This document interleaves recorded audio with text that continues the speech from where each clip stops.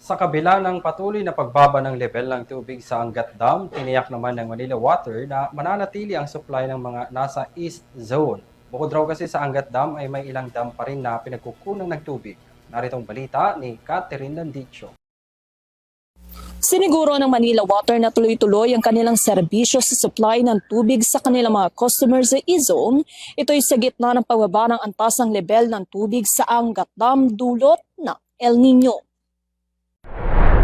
Tiniyak ng Manila Water na nananatiling tuloy-tuloy at 24/7 ang supply ng tubig sa kanilang mga customers sa E-Zone sa kabila ng pagbaba ng antas ng tubig sa Angat Dam dulot ng El Nino. Ito'y kahit ibinaba ng National Water Resources Board ang water allocation mula sa karaniwang 52 cubic meters per second sa 48 CMS matapos umabot sa kritikal na 160 meter ang level ng tubig sa Angat Dam. Ayon sa Manila Water, nananatiling matatag ang supply at water pressure dahil sa mga alternatibong pinagkukunan ng tubig na binuo ng kumpanya sa nakalipas sa mga taon. Kabilang dito ang Upper Wawa Dam at Tayapasan Weir na may kakayang mag-supply ng hanggang 710 million liter na tubig kada araw, gayon na rin ang Calawis Water Supply System Phase 1 na nagdaragdag ng 80 million liter kada araw.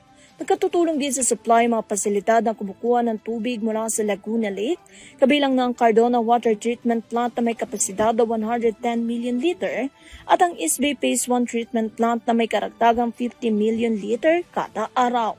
Inaasahan ding magdaragdagan pa ang supply sa pagtatapos ng taon sa pamamagitan ng Kaysakat Project na magdaragdag ng 220 million liter sa pagsapit ng Oktubre. At ang East Bay Phase 2 Water Supply Project na mag-aambag ng 200 million liter kada araw simula Setyembre. Ayon kay Manila Water Corporate Communication Group Head D.T. Galang, sapat ang infrastruktura at bagong proyekto ng kumpanya upang mapanatili ang 24/7 na serbisyo ng kanilang tubig kahit mababa ang alokasyon mula sa Angat Dam. Dahil dito, sinabi ng Manila Water na wala silang inaasahang rotational water interruption o water rationing sa kanilang concession area.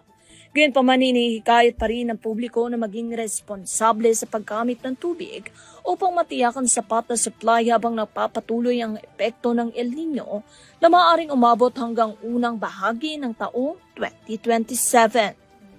Para sa UTV News, Catherine Landichos, masaludo sa bawat Pilipino.